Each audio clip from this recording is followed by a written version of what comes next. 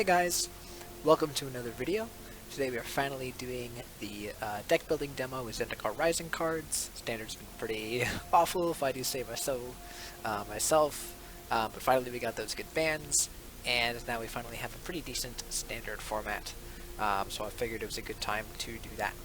If you guys haven't seen one of these before, basically I have opened up 5 packs and taking note of the rares. So unfortunately in one of the packs in this case we got a wild card, so we have 4 rares that we have to potentially build around here. Before we get into that, if you guys enjoy my content, want to see more, leave a like, comment, and subscribe, all that stuff, and you can watch out for all the videos that I upload. Here we have 4 rares, at least one that I have built around. I've already built the deck, yeah, actually this is the wrong one. This is not the wrong pathway, it was the red-green pathway. But the point is, it was a land, and in this case I'm not even building around that, so I'm not building around a land. But we have had 3 rares that I could potentially build around here: Archpriest of Iona, Kargan Intimidator, and Verazol the Spirit Current. Now I was really interested in Verazol at first, but I wasn't really sure how to make best use of it, and also the kicker cards, especially from Zendikar, have a lot of expensive kickers, so to actually get the value of this, you would have to ramp a lot, and you'd also have to be in multiple colors for Verazol to get fairly big. So yeah, I didn't really think it was that great. And also copying a kicker spell, yeah, I don't know, I thought this was kind of strange. For Archpriest of Iona, the card is, decent if you think of it as a 1-mana 2/2 or 3/2 potentially. Having a full party is really hard, especially in Standard, and especially in 1 or 2 color decks, in ones where you might have limited access to some of the other creature types. So in this case, one of the creature types that white has a big problem with is wizards. They don't have a lot of wizards. I believe they have like maybe 1 or 2 wizards. I guess they have the blue-white wizard, but yeah, it's pretty hard to easily get a really good party synergy going. So we ended up building around Kargan Intimidator, which so far has seen a decent amount of play in mono-red. Mono-red aggro, just kind of being a 2-mana 3/1 that has some other abilities. Sometimes there are warrior kind of subtypes that come up. And also just, sometimes if your opponent has 1 blocker, they just say, boop, you can't block my Intimidator, and then it's essentially unblockable. So I wanted to take it in a different spin and try and play around that Warrior Claws to see if we can get that as relevant as possible. So the deck that I built around here, I'm gonna get this out of here because I don't really care about that, was a red-white Warriors deck that also had kind of a subtype or a sub-theme of equipments matters. And that was primarily because I had a few copies of Maw of the Skyclaves, which I really wanted to see how good it was, because I think equipments for a while have been pretty lackluster, and these are the best types or versions of equipments that we've ever seen. So I wanted to see if they were good. And I also think that Maw of the Skyclaves works really well with Kargan Intimidator and some of the other warriors that we have here, because they curve really well. Again, a big thing about good decks is that their curves, their play patterns make sense or work well together. So in this case, playing Kargan Intimidator on turn 2 goes really well into playing a Maw of the Skyclaves and attaching it to your Kargan Intimidator, making a 5/3 flying first strike that still has the ability to activate those abilities. So that in itself is really strong. So let's go over the deck here. So again, I started with Kargan Intimidator, trying to find the best warriors. And I also even found Kargan War Leader, which is a new lord from Zendikar Rising that gives warriors +1/+1. So basically what ended up happening was I realized, okay, so I have these warriors, I also have a Kiri, which, you know, gives me equipment synergies. And so from there, I said, all right, so we're going to build an equipment deck that has, you know, essentially all warriors. So we got Fireblade Charger, which has haste as long as it's equipped, so you could on turn 4 play Fireblade Charger and put Maul Skyclaves on it and immediately attack with it, and then if it ever dies it deals damage. So again, still going with that synergy of playing a creature, suiting it up, and hitting face with it. We got a Core Blade Master, which gives warriors double strike, so again, doubling down on that warrior synergy and even with equipment synergies. So kind of really fits the deck. Seasoned Hallowblade is another warrior. It's also a human, which is relevant for Winota. And it is also just a really versatile threat, or hard to deal with in certain cases. So again, we have our Intimidator, we covered that. We got a Kiri, War Leader. I also wanted to try out Legion Angel, because we also have Winota, which I'll also cover. So we have 1 Legion Angel in the main board, and we have 3 in the sideboard. So Legion Angel allows us to play it and then grab another Legion Angel from outside of the game. So this allows us to have access to a lot of this card that gives us card advantage without needing to run 4 copies of it in our deck. So then we have Winota, as we talked about, which is really powerful. So we attack with a non-human, and we get a human. So in this case, we could attack with a Fireblade Charger or a Core Blade Master and hit something like Kargan War Leader, Haktos, or even Kargan Intimidator and things like that. And also, no, Akiri is a warrior. So unfortunately, I wish Legion Angel, like it was the opposite, where you could hit Legion Angel off of this, but it's still alright. Oh, yeah. And then, of course, as I mentioned, Haktos, being really effective at kind of blanking your opponent's ability to interact. I really hate this card, but I hate it because I recognize how hard it is to deal with sometimes. So, yeah. I think this card, I'm interested to see how well this card performs. And then onto the spells, we have Shadow Spear, just a one of. The activation isn't really relevant. What's more important is that it is a 1 mana equipment that also gives lifelink and is fairly cheap to equip. We have Scattershell Smashing and Amaria's Call, just because they're kind of free. You know, Amaria giving things indestructible is really nice. Scattershell Smashing to kind of have some amount of interaction. Again, I covered we got our Maw. We have 2 copies of Nahiri, Heir of the Ancients, because, again, it works really well with Winota, making non-human warriors, also touching equipments, and then the other 2 abilities I don't really find come up too often, but we'll see.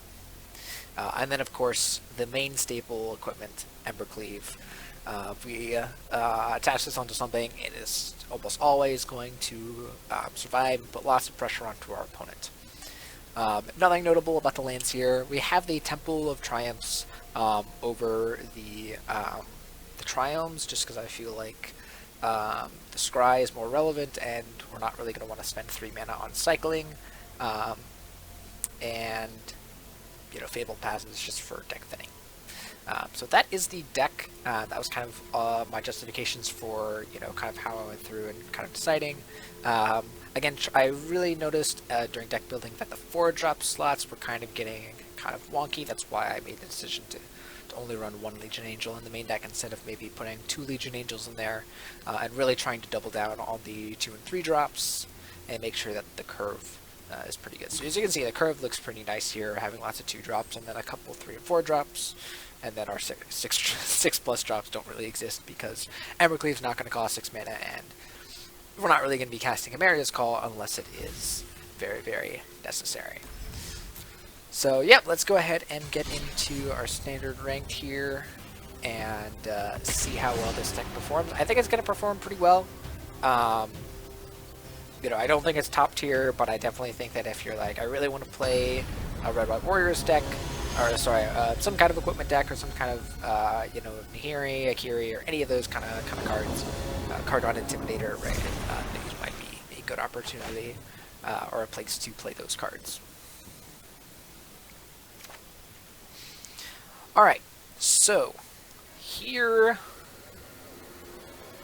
we definitely have a keepable hand. The question becomes, what do we play on turn 1? Do we play a Temple of Triumph and then play Seasoned Howlblade, or do we try and play Flameblade Charger? Okay, this has me want to just play Temple of Triumph, play the Howlblade. I think I want the Ember Cleave. As much as I think I want it, I don't think I want it. And so now I'm just playing, I'm out next turn playing Seasoned Howlblade. This deck doesn't have a lot of double white cards, except for Legion Angel, I believe. Croxa. Well, I guess now we have a good way to discard. We can discard the Fireblade and not really care. Or we could discard the Legion Angel. I think I'm going to discarding the Fireblade. Because then we just play Seasoned Howlblade and this, and then we play these next turn. Remember a non-human? Winota's not really doing anything right now. Maybe I discard Winota. I think I'm going to discard Legion Angel. It's too slow. I think I need to just, yeah, get super aggro here. Alright. So let's play Seasoned Howlblade.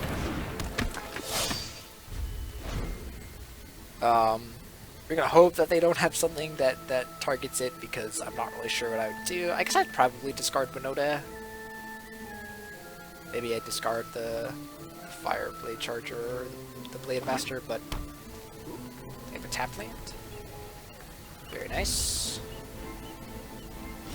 I'm liking this. Alright. So I think what I want to do is I want to try and get Winota going. So I'm going to play the Temple probably and just play the Core Blade Master. Ooh, they have something. Alright. Well, maybe this now changes my mind. Does this change my mind? I'm definitely discarding something. What am I discarding? Discarding Winota or Fire... I think I'm discarding Fireblade Charger at this point, because it's not really doing anything. Alright, so now I'm playing Core Blade Master and Temple of Triumph still. I don't think I want Scatter Skull Smashing. And now I don't have to worry about whatever I put this on, because I already have all my colors and all of my double colors, so I'm good. What are they paying for life for? Or what are they paying for mana for that they really wanted to use? Oh, it could be Scatter Skull Smashing for 2. Wow. Yeah, I think I have to discard. I'm gonna discard the land, actually.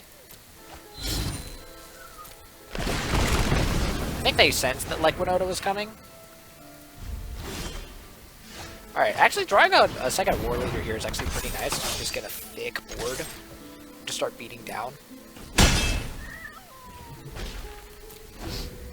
Like, if they just play Bone Crusher Giant here, it seems great for me. I guess maybe I should have discarded Winota.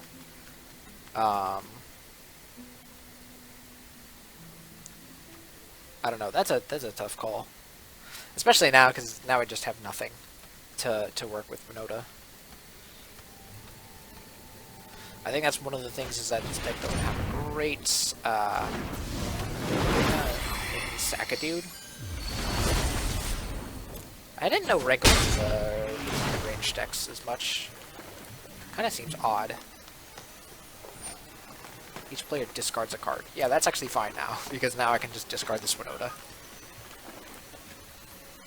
And actually, they're pretty close to dead here.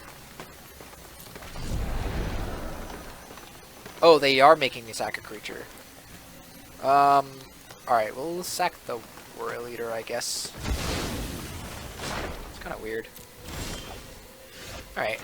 There's Triumph, or sorry, Temple, and land to the bottom.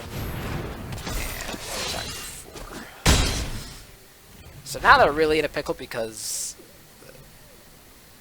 if they just play Bone Crusher, then I can attack with everything. I guess that's an opportunity to get rid of my dude. Alright. Fireblade Charger.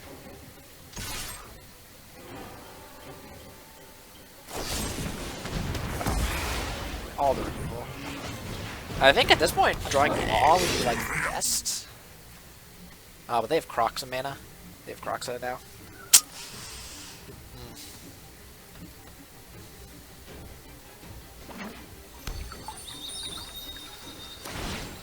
Yeah, I think Maw is the only card that can win me now. Right, just put it on the Fireblade Charger, attack with it, and they can't attack me. Let's give Vigilance? No, it only gives first. It gives first strike on flying, right? So actually, we're taking some damage here, and we're gonna take the next turn. Haktos. Interesting.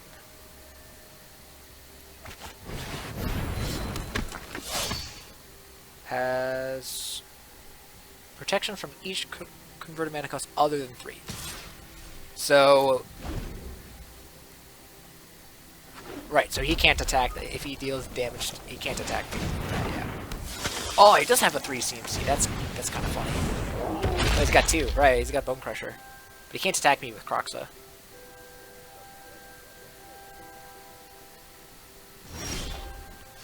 Alright, there's Nahiri. I think I just play this and minus it. Oh, no, because then Croxa just, right, Croxa just, attacks me. Oh, it has to attack. That's rough.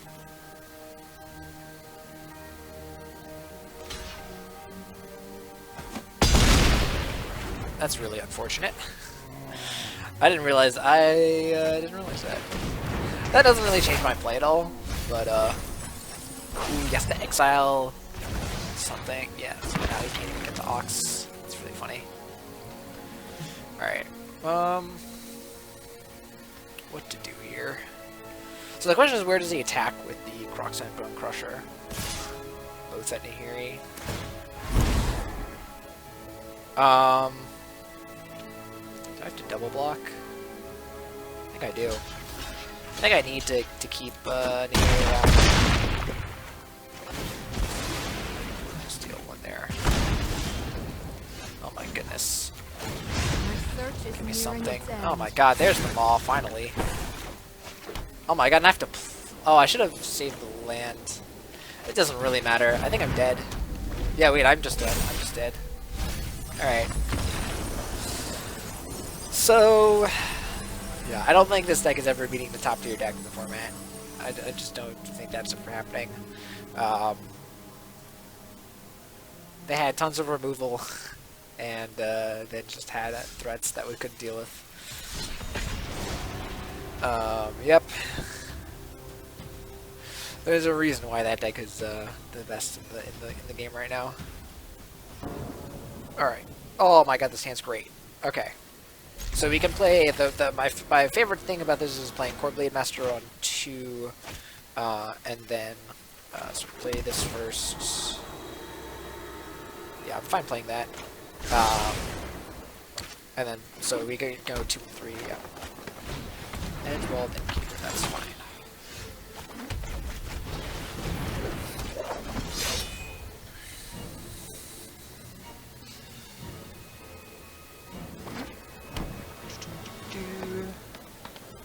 Does he have the fight card? Oh, goodness. Alright, that's alright. We have Kargan War Leader on 3, and then next turn we can do the Charger play.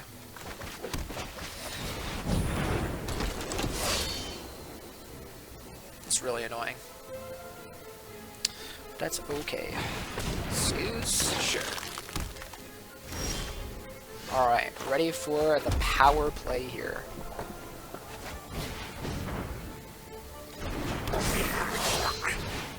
Boom.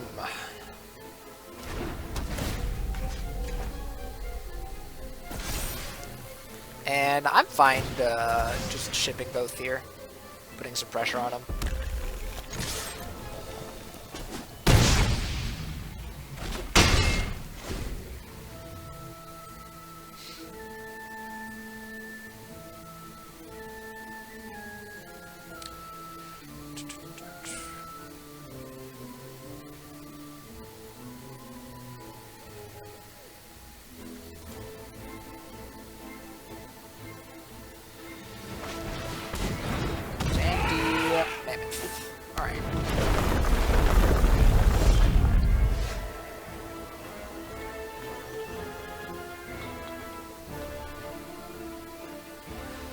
So it's not really worth playing this like Flame Blade Charger like this.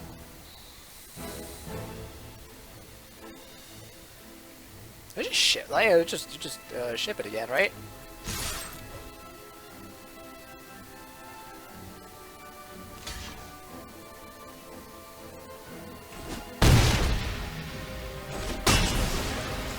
I think I'm just playing Seasoned Howlblade here. Playing the Flame Blade Charger doesn't really do much for me, and neither does the Needle Verge Pathway right now.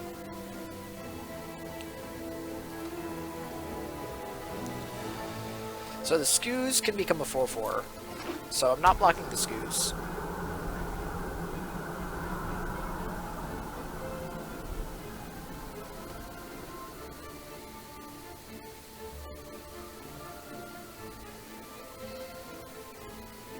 They have a way to destroy my Maw.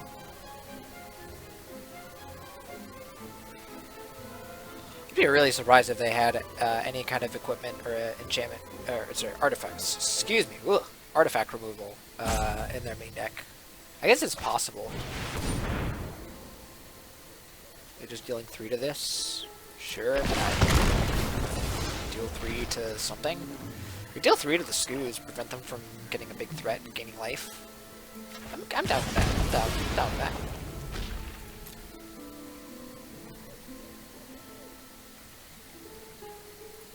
Alright. Ooh, Haktos. But I actually think I want to just play this as a white source. Play Fireblade Charger and speed up.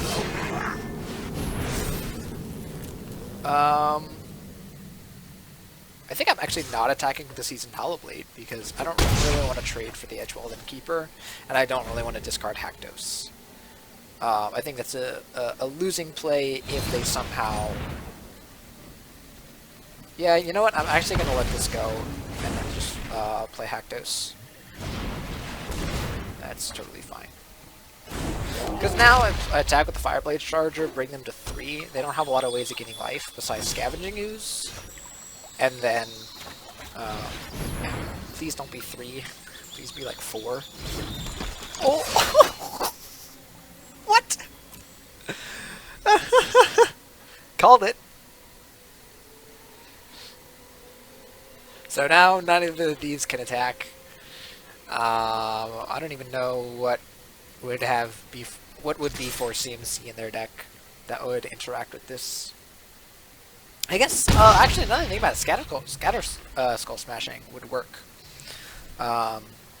So that's actually kind of interesting because it applies to cards when Scatter Skull Smashing is at X equals 2 for CMC on the stack, and it would also work, I guess. No, yeah, I guess five mana cards wouldn't work either.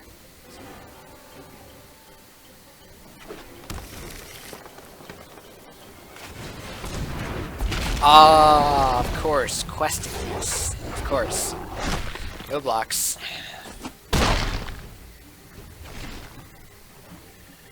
But, like, can you deal with this Fireblade Charger?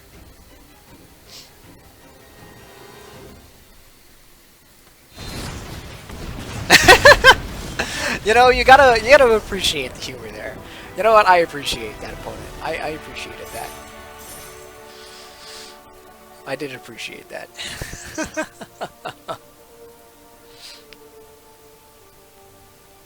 Alright, we'll do one more of this deck. Oh, I just realized I didn't have my setup. I'm gonna change that.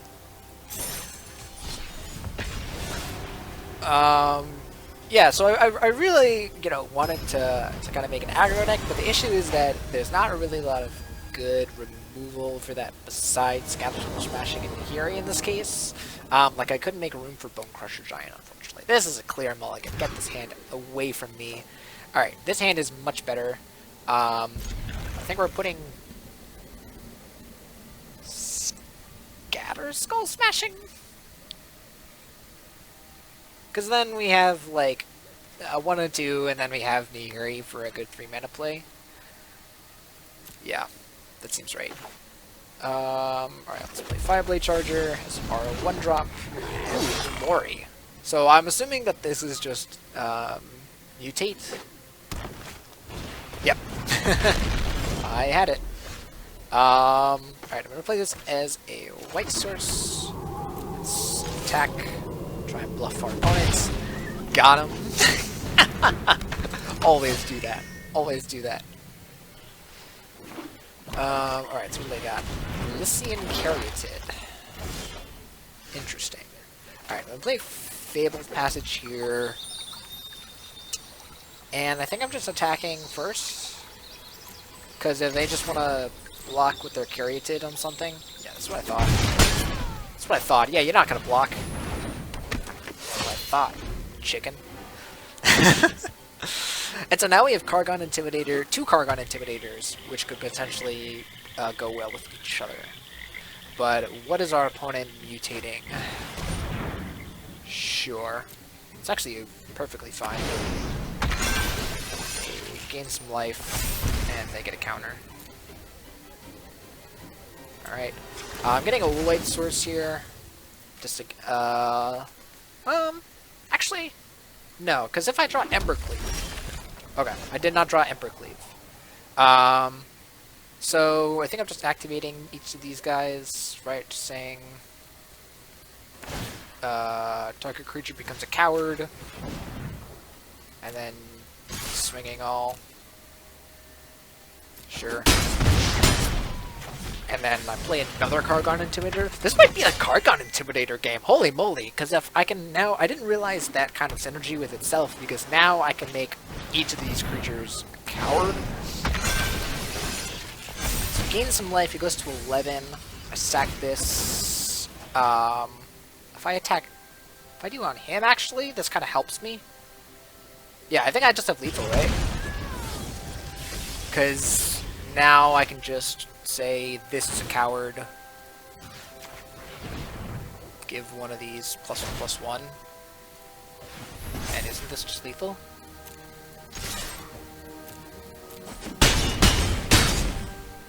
Kargan Intimidator, guys. Kargan Intimidator. Our opponent is a chicken. I was right. Our opponent's creatures are chickens. It's not the opponent. It's that their creatures are cowards.